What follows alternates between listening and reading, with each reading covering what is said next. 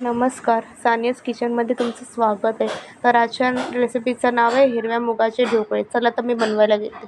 हे बघा, आता ढोकळा बनवण्यासाठी मी हिरवी मूग रात्रीच भिजवून ठेवली होती आणि स्वच्छ पाण्याने धुवून ठेवली आहे. आता मी मिक्सरमध्ये घालणार आहे आणि त्यासोबत काय काय सामग्री घालणार आहे. आता कोथिंबीर घालते. आता मी हिरवी मिरची घालते. हे घालते आलं.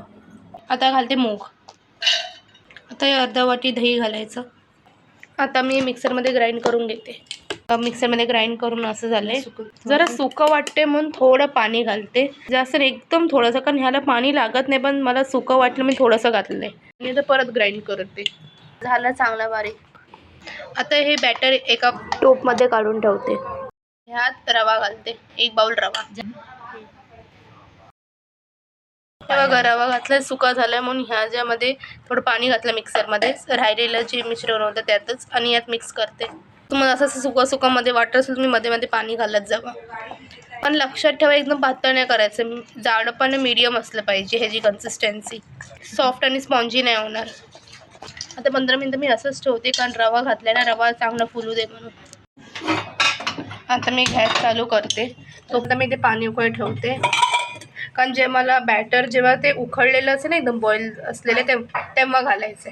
15 मिनटं झाली, मी उघडते. हे बघा कसं झालं. रवा फुललाय चांगला. थोडंसं पाणी घालते, जास्त नाही, कारण बॅटर मीडियम ठेवायचं मी आधीच तुम्हाला सांगितलंय. आता घालते चवीनुसार मीठ. चांगलं मिक्स करून घेते. हे बघा, बॅटर असं पाहिजे. असं जास्त पातळ नाही, जास्त जाड नाही. असं तेल लावायचं. मी ते ह्याला तेल लावून घेते. इनो घालते पूर्ण पाकिट. आणि इनो घातलं तर लगेच ढवळायचं. कसं फुललं बघा इनो घातलं तर लगेच. आता मी यात बॅटर घालून घेते. चांगली उकळी घातली. आता मी बॅटर यात घालते.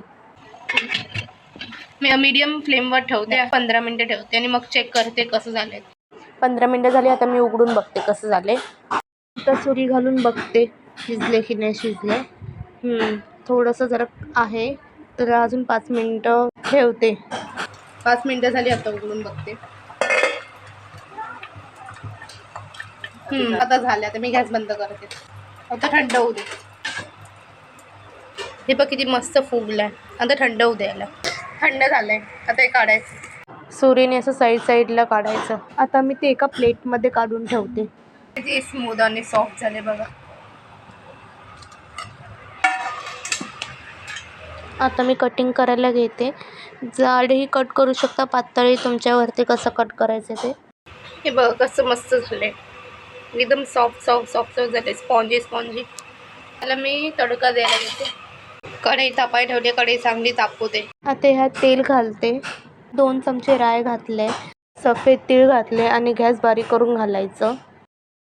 आता यात कापलेले ढोकळे घालते. गॅसची फ्लेम लो करूनच घाला. हे बघा, पाहिजे असं ढवळता येत नाही, तर बघा मी काय करते. हे असं हलवायचं.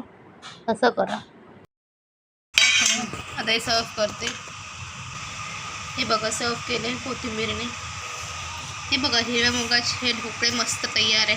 गेले मी अप्पे केलेले, हे ढोकळे केले. खाऊन बघा, खातच राहील.